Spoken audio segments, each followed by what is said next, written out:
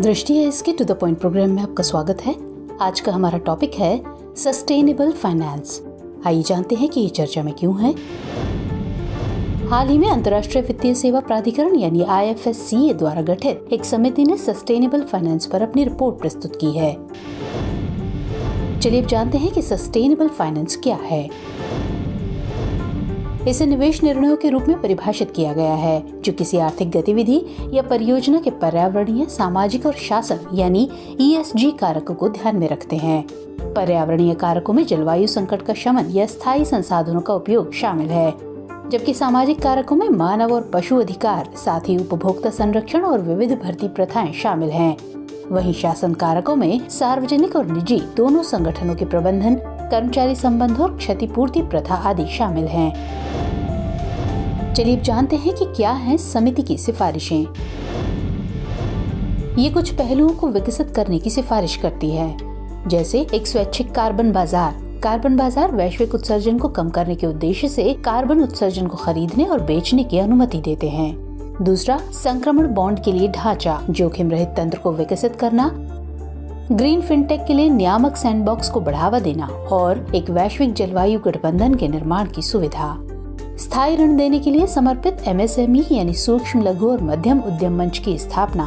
आपदा बॉन्ड, नगरपालिका बॉन्ड, हरित प्रतिभूतिकरण, मिश्रित वित्त जैसे नवीन उपकरणों के उपयोग को सुविधाजनक बनाना और IFSC में एकत्रीकरण सुविधाओं, प्रभाव निधि, हरित इक्विटी आदि को सक्षम करना। चलिए बात करते हैं अंतर्राष्ट्रीय वित्तीय सेवा केंद्र प्राधिकरण यानी IFSCA की। इसकी स्थापना 2020 में अंतर्राष्ट्रीय वित्तीय सेवा केंद्र प्राधिकरण अधिनियम 2019 के तहत की गई थी। इसका मुख्यालय GIFT यानी Gujarat international finance tech city Gandhinagar में है।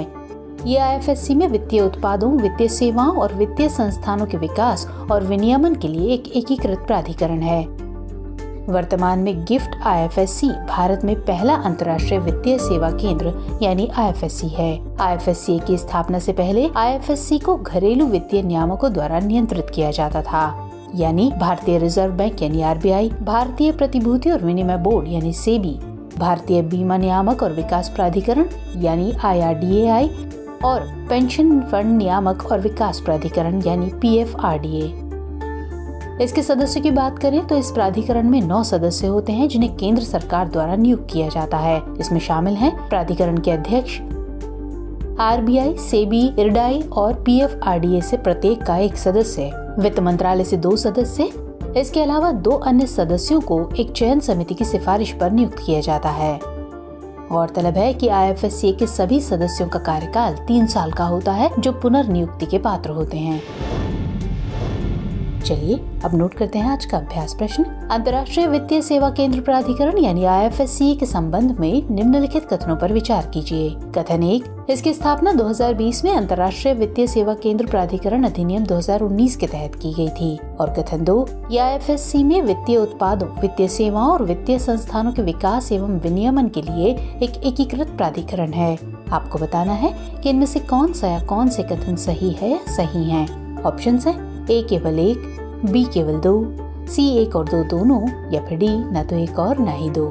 तो सवाल का जवाब कमेंट सेक्शन में जरूर दीजिएगा। मुलाकात होगी अगले एपिसोड में, तब तक के लिए जय हिंद।